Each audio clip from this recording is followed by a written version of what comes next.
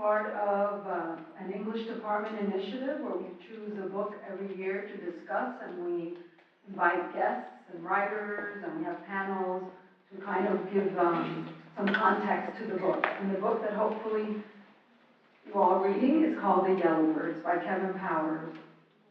I want to remind you that this week at 7 p.m. there is a faculty panel, a second one. So if you're interested, it'll be right in this room. And then Monday at 9 a.m. in 6120, the author of the book, Kevin Powers, will be with us via Skype.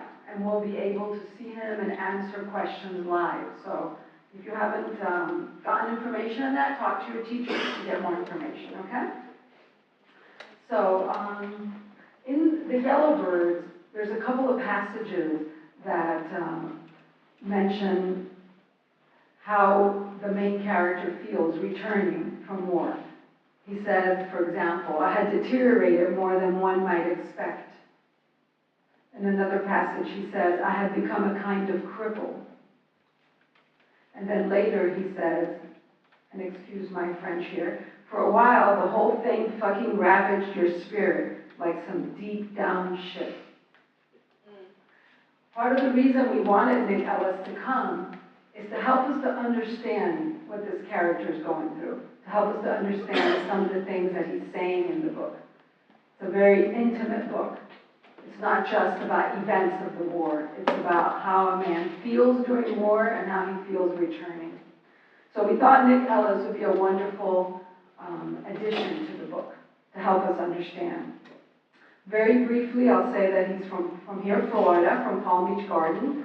He served 4 years in the U.S. Marine Corps as a combat cook, was deployed once to Iraq. While serving in Operation Iraqi Freedom, he was assigned to the Quick Reactions Forces. I'm sure he'll explain better than I can say it. In security patrolling and entry control checkpoints. He left the service in 2006, and he himself struggled with the transition to civilian life in the absence of a strong transitions assistance program. He actually is going back to school. I don't know if any of you saw one of our own students, Arturo, who spoke about his own experience returning, and he mentioned how much school was important, how much education was important to his healing process. So I'm happy to hear that Mr. Ellis is currently enrolled at the University of Phoenix, and he's doing work there and continues to look for employment and volunteers with a nonprofit organization in Jupiter that pairs new veterans and their families with older veterans. So I would like to have all of you welcome Mr. Nick Ellis.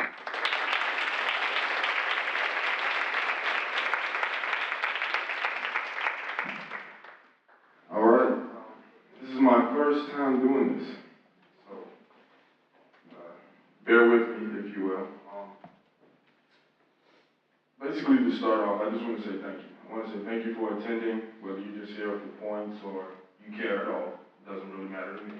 But thank you for being here to listen, to hear what's going on in Iraq and going on as far as the transition for veterans coming back home. I'm actually going to start off slightly different.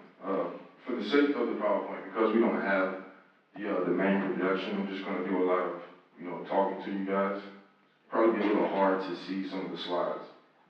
I would like to start off talking about American women veterans, for example. I think it's one of the biggest, best kept secrets in a bad way, if you will, because when you see veterans on commercials or you hear about veterans getting help, a lot of that goes unsung as far as women veterans. And what we're dealing with now when we come back home is a matter of lack of communication, communication barriers, and things like that. And so women veterans who are having children, no different than a man veteran, but the fact that she's a mother, they're really struggling as far as trying to find sustainability. It's not so much about having a good job or something like that. It's just more about you can't even meet the basic needs because diapers and so many different things. Just to backtrack a little bit, I'm actually from Richmond, Virginia, by the way. I moved down here last year with my wife and 2 kids. I think Florida was great. I lived in Miami. I have a good friend of mine. We got out the Marines. He's a Dominican guy, Jose. I have haven't seen him in a few years, but, you know, I miss him. Again, the Marine Corps is a definite, it's a really realistic experience. I joined when I was 17 years old. And the funny thing about that is, I'm part of the hip-hop, you know, cultural generation, so I was just really, you know, reckless, really immature. You know, I got on I remember getting on the bus. I had some gold teeth and you know, some chains, and had my headphones on, and, you know, I was listening to Lil Wayne, just not even really thinking about I'm about to meet a drill instructor, you know. They get on the bus, and he's like, everybody get off the bus right now. Like 30 cuss words follow right after that. And I'm just listening to my headphones, little Bible, looking around. Next thing I knew, he just grabs me and, you know, chucks me up against the bus door, and he was like, welcome to hell. You know, and he crushed my headphones, and, you know, that was the end of Lil Wayne for a while. So, just to start off with that, right at the beginning of the boot camp, they have something called the yellow footprints. The yellow footprints, every single man and woman who's been in the service, that's where you stand first. It's a very monumental type thing. And upon getting there, they immediately start cutting your hair off. They immediately start just breaking down the civilian part of you. Everything that you think you are, or everything that you think you might not be, they're there to target that. Now, my middle name is Nicholas, right? My first name is Shekinah. So if you can imagine getting a Marine Corps boot camp with a first name like that, oh man. So they just started attacking me in my mind, telling me, they call me a female, you know, say words like bitch, you know, just talking to you and just really poking at you, just trying to break you down. And the reason they do that is to build you back up, to get you ready to go to war and things like that. And so after I graduated boot camp, I actually went to Japan for about a year. I was stationed there. It was an incredible year. And this was actually 2003.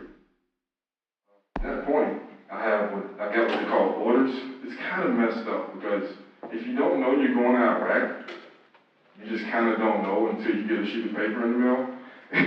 So I remember my sergeant major just kind of, you know, was like, all right, we're going to Iraq, now it's time to, you know, get everything together. And I'm like, well, I'm a cook. I mean, what am I going to do? I don't, you know, I'm not going there to, you know, serve food or anything. But it was at that time that I found out that it's a lot in the military they just don't tell you.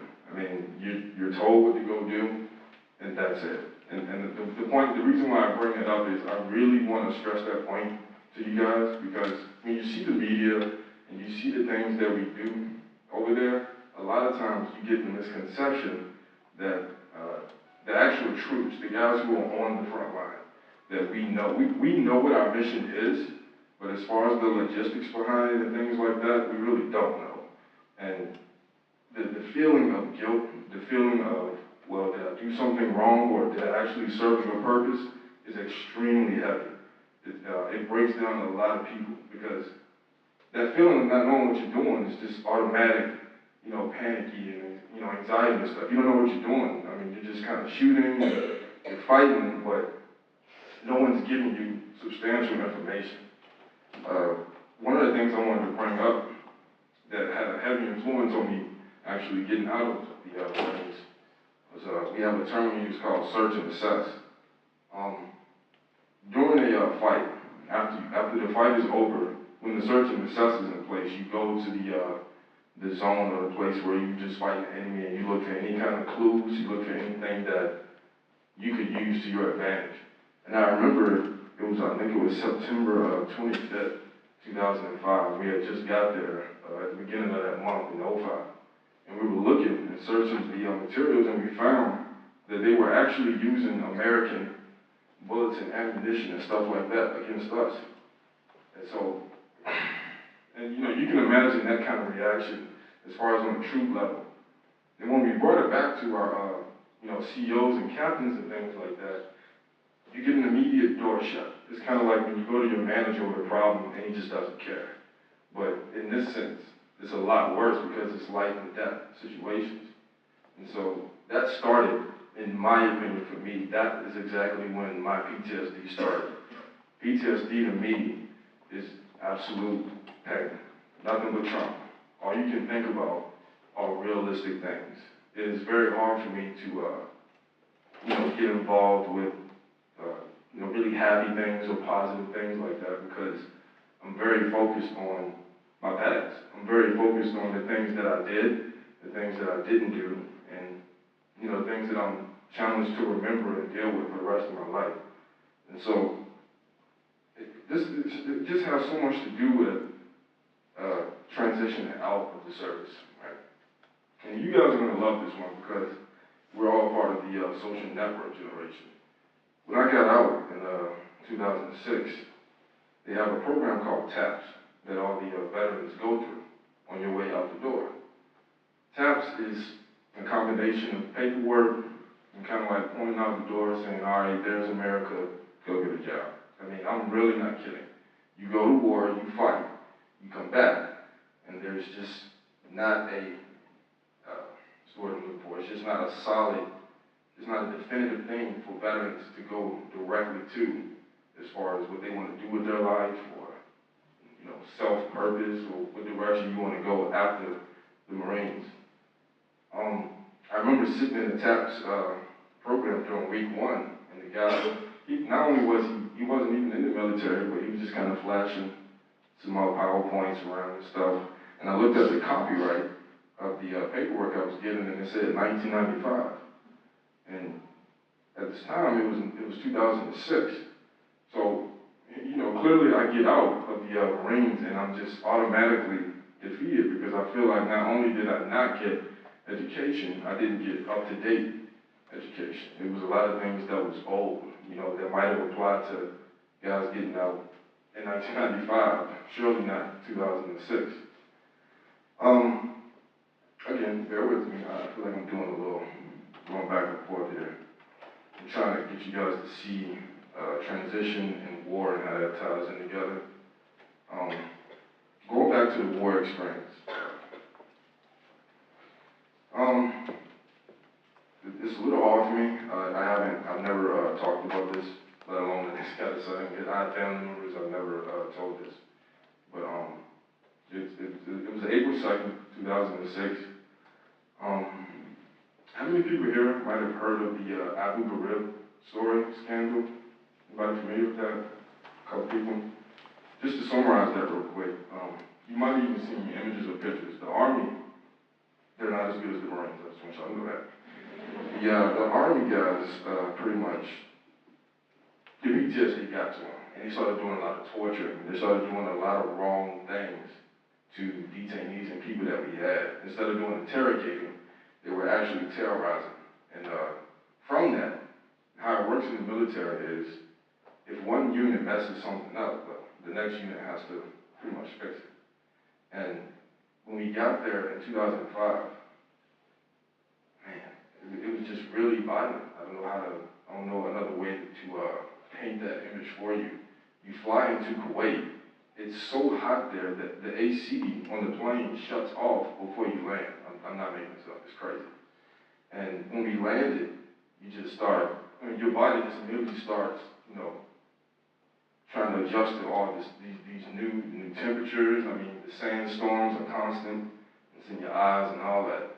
And I remember standing there with my sergeant, and this little white guy from Boston, a little scrappy guy, And he smoked cigarettes. He pulled his lighter out, and while trying to light his cigarette, it was so hot, he actually lit his finger. I swear, he lit his finger, and he didn't know. He was just lighting, and we were talking, And I was like, Sergeant, you're lighting your finger on fire, And it just little moments like that when you don't expect to be in an environment so freaking hot, And we dealt with a lot of things like, weapons, jamming and stuff like that, sand, everything getting into your supplies and the things that you use.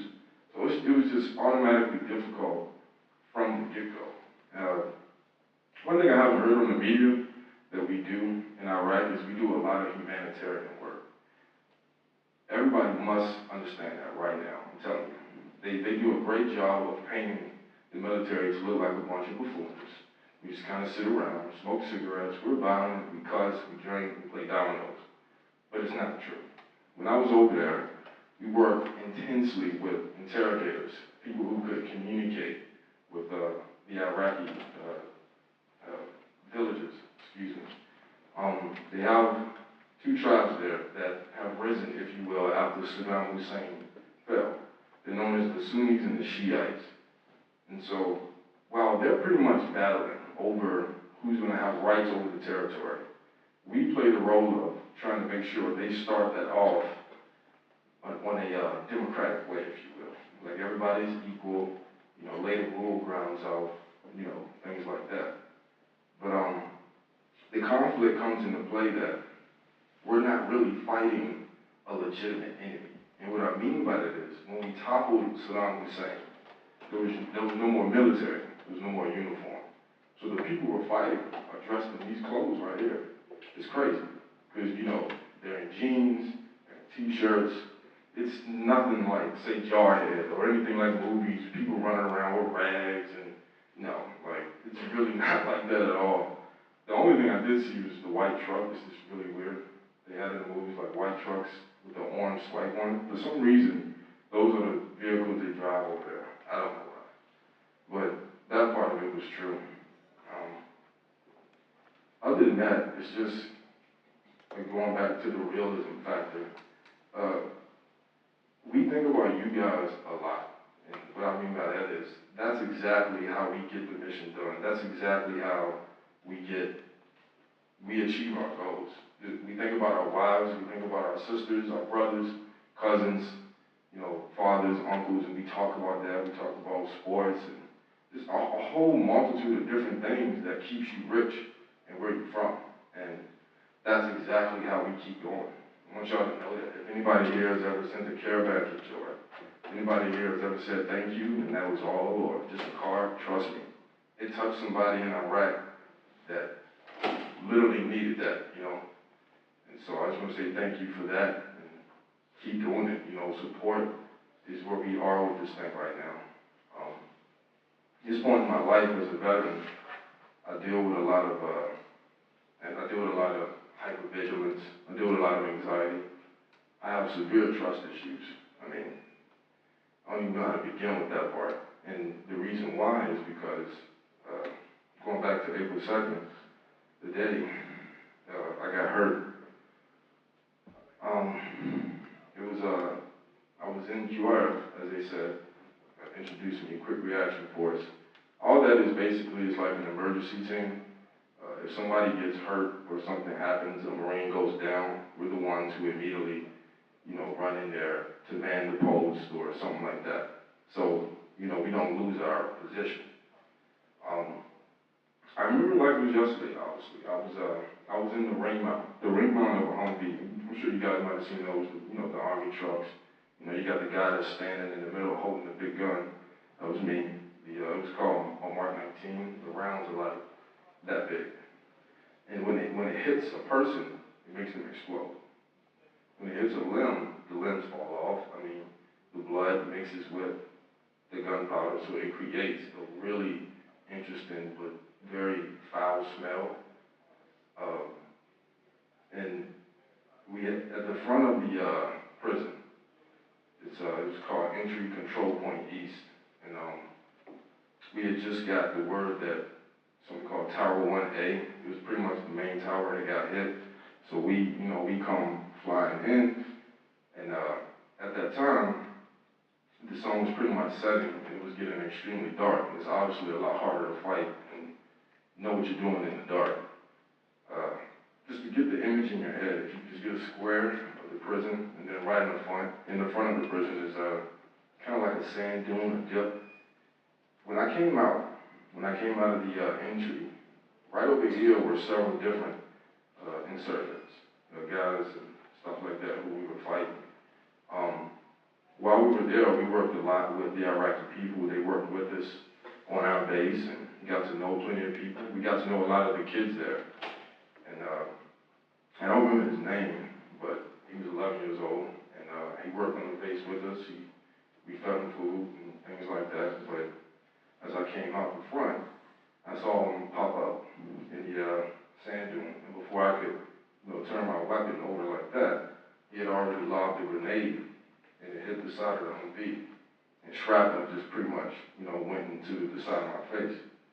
And, you know, blood just everywhere. I mean, it's just going, it was insane. I'm actually happy. This is going to sound really crazy, but I'm actually happy the grenade hit me, because at that very moment when I got hit and I fell inside the truck, there were two other guys, maybe about 20 or 30 feet to my left. And the very moment I dropped inside the truck, they sent me the pictures they said about 20 to 22 AK-47 rounds impacted the back of my seat. So if you're getting what I'm telling you, okay, when I got hit by the grenade, it actually saved my life. So by telling y'all that story, you understand the actual level of realness, if you will, this environment really is. If you might have heard the rumor that women are strapped with C4 and they try to walk up to you and commit suicide, it's true. I dealt with that numerous times. They'll be chanting things. It's extremely scary. That's another thing. If you talk to a veteran and he tell you he wasn't scared and he tries to, you know, talk like he's Rambo or something, just walk away. Because he's totally lying. He's so lying. Like, grown men, you know, 250 pounds, I'm dipping, I'm hard and all that. The first bullet go by your head and you call him for mom. You know?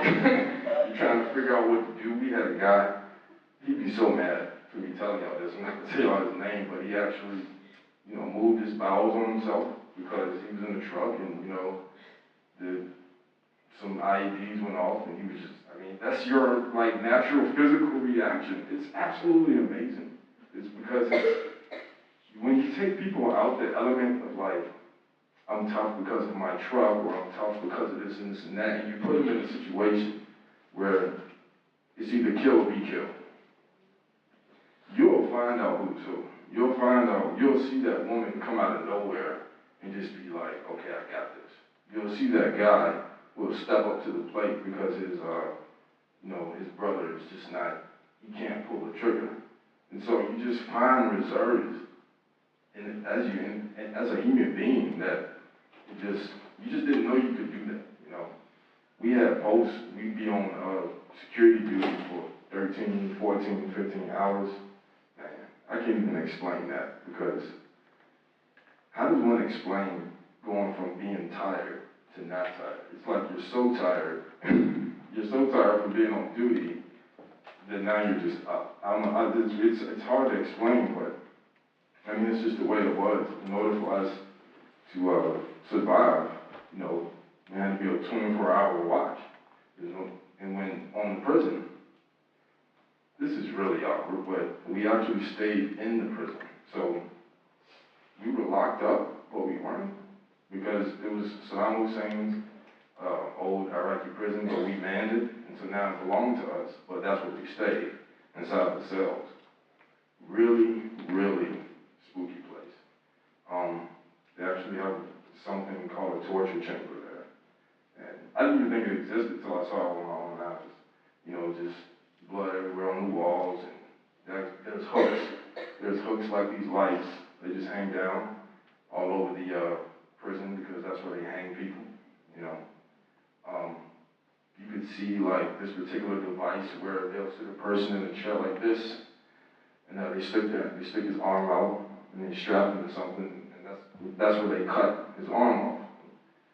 I mean, you know, so when you look at it in that light, again, it's hard to grab what we're doing because you're not there. Trust me. I know it might be hard to see the impact of the Iraq War and what's going on, but when it comes to freeing people from a matter of oppression from themselves, it's something we've been doing here at this nation for a very, very, very long time, actually. The Marine Corps itself, we have never lost one battle in over 245 years. Flawless victory, literally. I mean, we go in and we nail, and we just kind of clean up house, if you will. That's what we've been doing for a very long time. And it saddens me a lot when, you know, I watch TV or something like that. And I'm just going to say this. I don't think that people like, say, Kanye West or say like athlete of an NFL. I'm actually offended when he gets a parade of 250,000 people. Or an NFL player who is already a millionaire and people still donate to him. These are the things that veterans look at and we feel like, we don't have anybody who has our back. That directly affects the PTSD, the suicidal thoughts, the things that you just want to say, I'm out of here. Why do I want to stay here when no one here cares about me? So many veterans feel that way. It's reality. It really is. We are very celebrity type, environment here in America, and I can recall when I first came back, just to summarize that, that experience. I had a Marine Corps jogging pants uniform on. I had just left the hospital, and I had this big old patch on my face, so you could clearly tell I just came back from Iraq. And this place called Safeway, pretty much like, Winn-Dixie or Publix in Richmond. Me and my dad, we went there, and when we were in the line, this lady, she's bringing our stuff up, and she looks at me, she looks at my eye, and she looks at the USMC, and I kid you not, she looks me in the eye, and she was like, you were just in Iraq? And I was like, yeah, I just came back. She was like, oh, how does it feel to be a murderer?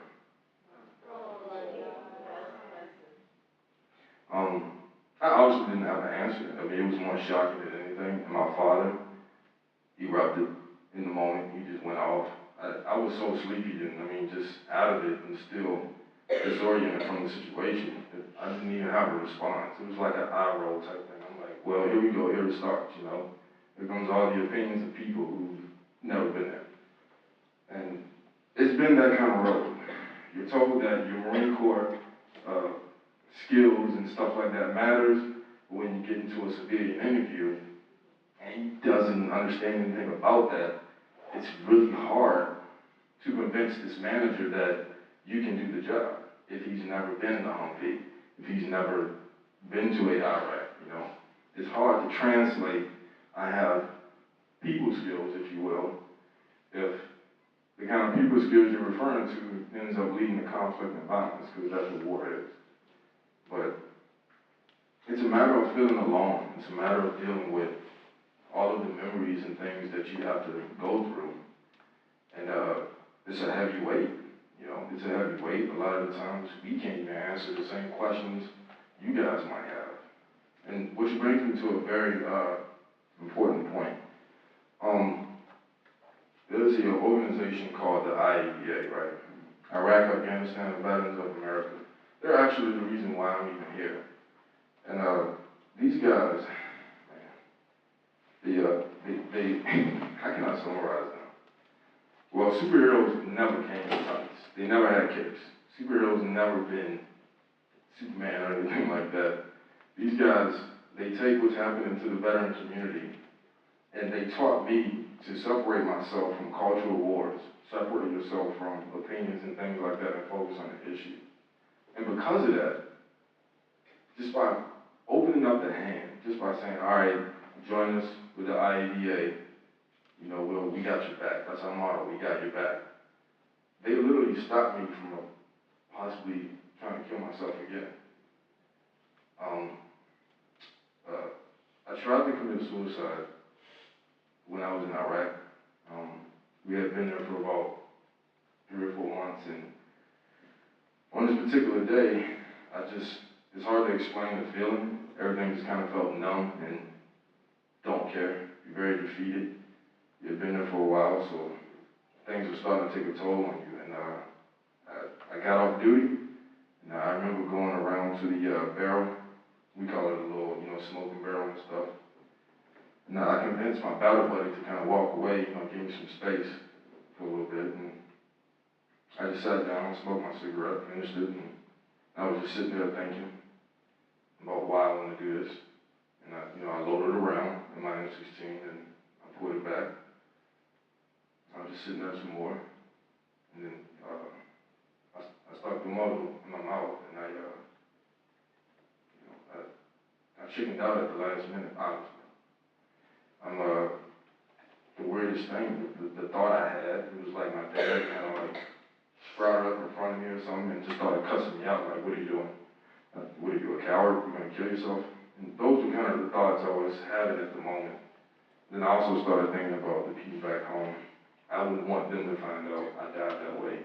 If I want them to find out I died, I'd like to go out actually in combat. So, I mean, that was just pretty much it. It was maybe about 5 or 10 minutes, and I just decided not to do it. We had another guy, his mental state was so deteriorated by this time. I think we were about 5 months in. He actually took hand sanitizer and he doused his hair and it, like, you know, kind of like washing it, and he lit it. And that was literally his attempt to try to kill himself or be set on fire. Literally, he didn't die, he just had severe burns. I mean, in the middle of the night, you'll hear people screaming, crying, just like reaching that breaking point. Like, I want to go. We've had guys who would actually try to leave where we are. And I mean, if you're captured, now you're a freaking, you know, prisoner of war. But you're not thinking about that. You just want to go home. You don't care how. You just want to find a way to get back home. And I mean, these are the things that we deal with. Yes, we made the decision to, you know, join the service, and we know we signed the oath. But on top of that, I felt like we were threatened. On September 11th, 2001, I was in high school. I was in my JROTC trailer at the time. And in Virginia, it was pure panic. And so I honestly felt at that age, around 16 or 17, I was like, okay, you threw the first punch, now we're gonna go ahead and, you know, finish this out for you since you wanna attack us. There was a lot of young-blooded mentality at the time, but I mean, aside from wanting to get away from home and make something of my life, those were my reasons why I actually joined the service. I went in with a chip on my shoulder, because I wanted to, you know, confront Saddam Hussein myself or something, you know, but I enjoyed my experience. It was good and bad. Good and bad because it made me the man who I am today. I have 2 kids. My daughter is 1, and my son is 3. And you know, me, excuse me, my wife and I, we've been together for about going on 6 years total, and we will be married this December of 3 years. During that time, man, the things she's had to deal with and put up with, I mean, it's amazing. Right now, obviously, she'll like to be here with us, but, you know, it was her decision to stay home and keep the kids there, you know, so he's not sitting there like, I want a cookie, I want a cookie. You know, because that's what it would sound like. So, I mean, I was just so humbled that she actually thought that, I mean, for not being selfish and, you know, I got it, don't worry about it. And this is the strength that I did not know about. It's the strength that I was unaware of until I got married and I got in that environment of having kids and having a family and stuff. And that kind of brings me to a closing point, if you will, on this part of the lecture. I actually have something I'd like to read to you guys. It's something I wrote.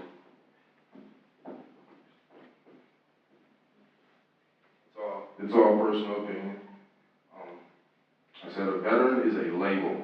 The fact of the matter is every day American men and women are suffering and dying in isolation. We continue to make many new strides and innovations for the veteran community. However, history tells us that there has been no greater remedy for American veterans than American civilians. I want y'all to know something, that there isn't a prescription pill, there isn't a mode of therapy that can match what you guys can do by just simply looking a veteran in the eye and saying, what happened? It's pretty cold when someone comes to you and they go, thank you for your service, and they immediately walk out of your face. That gives that sentence no weight whatsoever, and it makes you never want to talk about it. But if U.S. veterans could be considered, say, like a fighter, you know, just a sports person, an athlete. The athlete is the guy who gets the award, right? He's the one with the brawn, the strength, speed, and all that good stuff. But who's the one who had his back when he was down? Who's the one who picked him back up when, he didn't feel like he could win again? It was his trainer. It was his corner man. You guys are the next generation of cornermen and trainers. I just want to make that clear. By 2014, it's going to be 34,000 troops just like me coming back home. And they're going to need your help. I mean, I'm not trying to come out here and put a bunch of weight on just this particular crowd.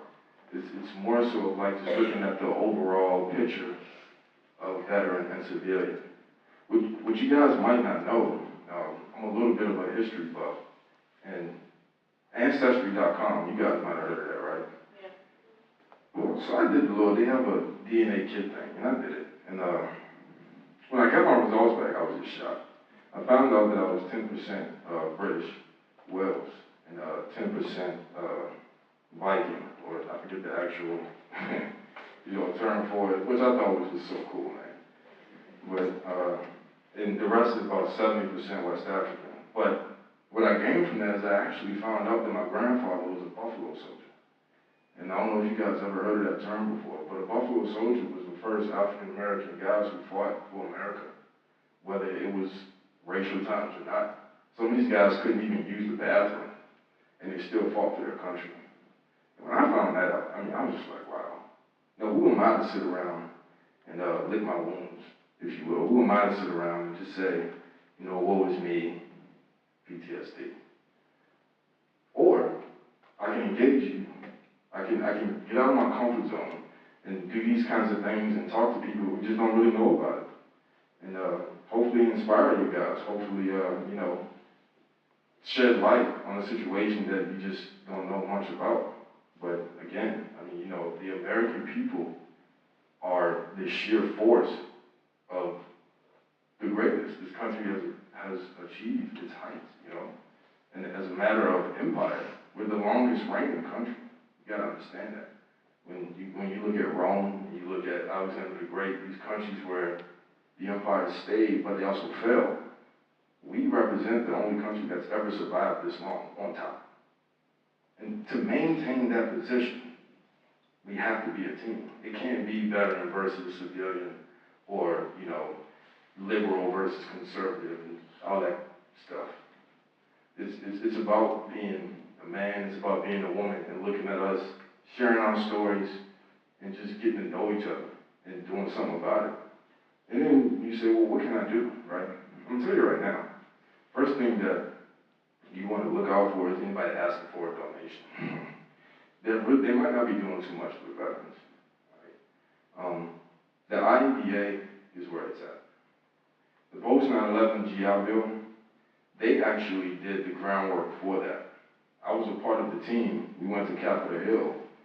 Actually this week, last year, it's called Storm the Hill, where they take 25 veterans to Washington, D.C., and we go into the senators and the House of Representatives offices and intimidate them. Like, do your job, Don't make me mad. I will come here again. Do your job.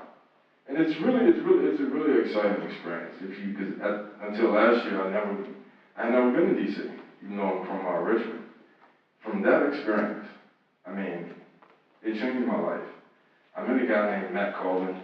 He's a Air Force veteran. He's something like, sort of like a mentor to me right now, He's been out a little bit prior to me, and he just took me under his wing. And he was like, if you want to talk about things, that's fine. If you don't, that's cool. The point I'm making is, it's all about what we do. It's not what the media says. It's not what anybody else thinks about our country or anything like that. It's what we do for each other, and how we make that work.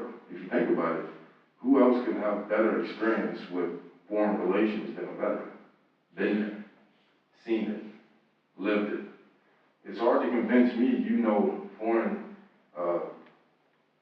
relations better than me just because you wrote a book on it. That might sound a little disrespectful, but it's a fact of life.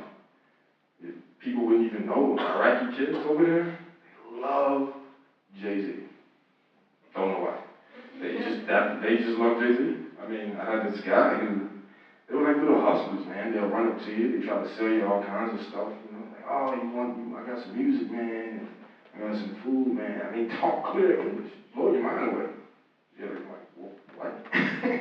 And when I was stationed in Japan, what I found out was every other country around in the globe, American language and things like that, American culture, is a prerequisite in elementary school.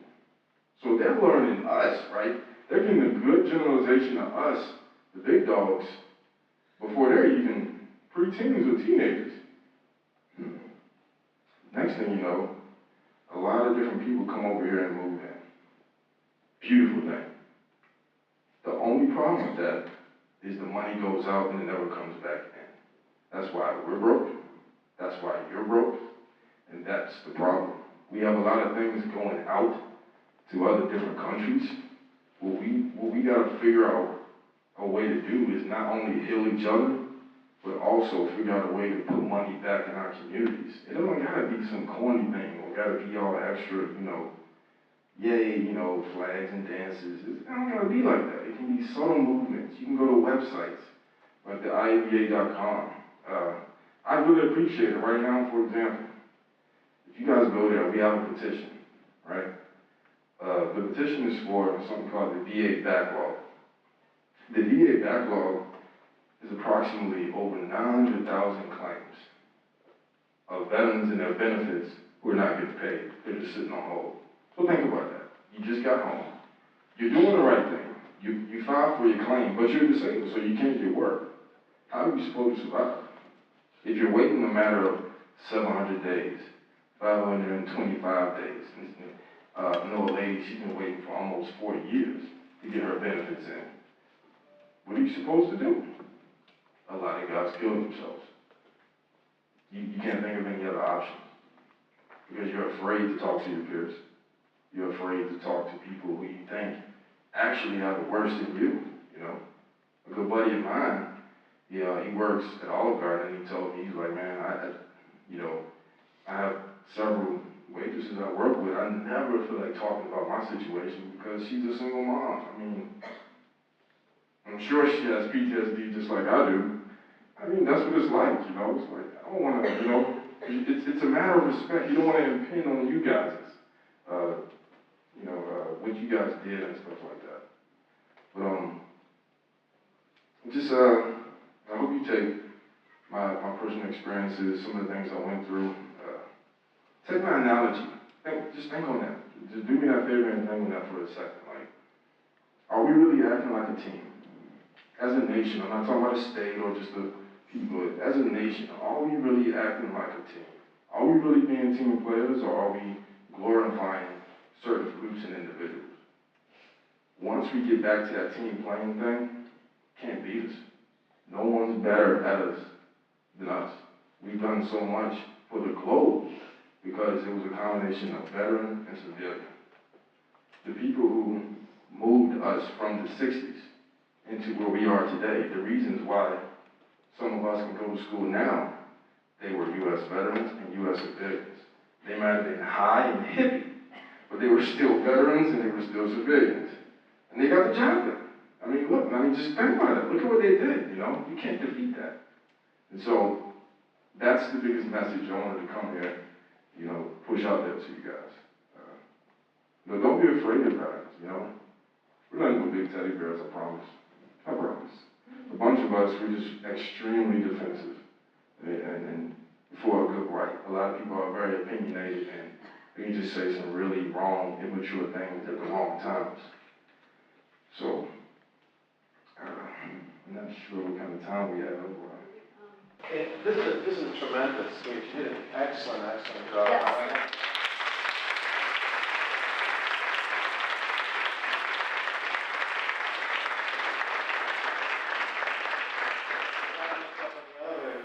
I didn't expect that. But what can we do as let's say faculty and professors here to help veterans? Can we volunteer? Is there anything we can do to help students out and veterans? Definitely, I'd say If you recall, when we were on the elevator, the first question I asked you when you said you have veterans, I said, how are they doing in school? Just remember, a veteran is a battle-hardened person. So a lot of things like school, homework, and assignments, we just really suck at it. We really do. So when it comes to getting involved, believe it or not, it's a lot to benefit from by getting involved with veterans. Number one of the best jobs you can have is a government job. Well, in order to get that, you might need a pretty good resume. I'm just keeping it real with y'all right now, you know. So you don't have to care about veterans at all. But if you go there and you take the Renewal Coalition, it's a volunteer program I attend, for example. It's in Jupiter. We invite guys down all across the nation, and they come down for a week. You know, we take them out to eat, put them on boats, and we just have like a really relaxed time. Now, if you guys did that, you'll get, you know, go on free trips to the mall. Like for the ladies, do some shopping with some of the guys' wives, you get to know them and their kids. Some of the guys, we did some shark fishing. Oh my God, that was such an experience. I was so hyped.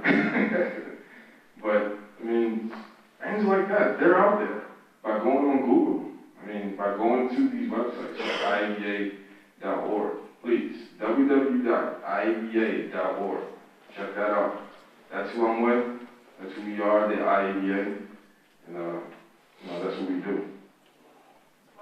I don't see anybody else with questions. I think that your presentation was so complete, so frank. I want to thank you in the name of Miami Dade College and every single person here for your honesty and your frankness. And I want to